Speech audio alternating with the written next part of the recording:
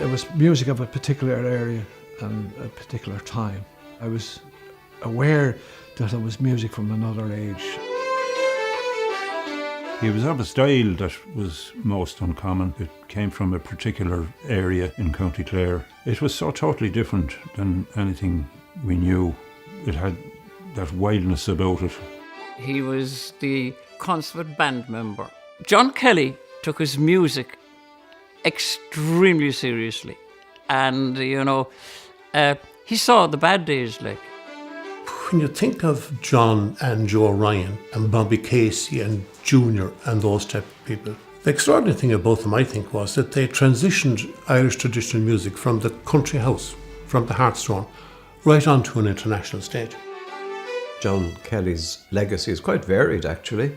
There are the tunes that he gave to Areada, which have gone around the world, through the County Clare and then the Chieftains, and especially the Chieftains recordings, and they're played from Russia to Hawaii, When County Clare started, John would have introduced a lot of new tunes. Like Sean Areada wouldn't have had a huge repertoire of traditional tunes, but of course John had and Sonny had, and I think between the two of those that probably most of the tunes that were played came from those sources.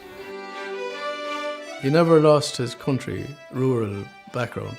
He was a man from, you might as well be in Kilrush or Dunbeg or Kilbaha or somewhere with the shop. It was part of the West Clare in Capel Street in Dublin. So John Kelly was a great pillar as our culture went over the brow of this existence and the new era crept in.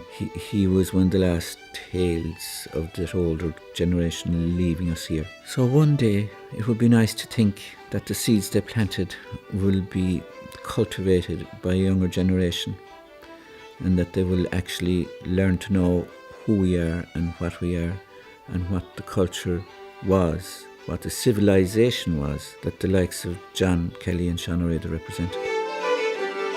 My memory of him really is sitting at the front of O'Donoghue's pub, and he's sitting there and he'd be holding court, he'd be calling on people to play, and his great friend Joe Ryan would be sitting beside him and they'd play away, and they'd be have a drink and talk and smoking the pipe, and he was happy as Larry. I think he was thrilled that we were playing music. His main ambition was to pass it on, to keep the music alive.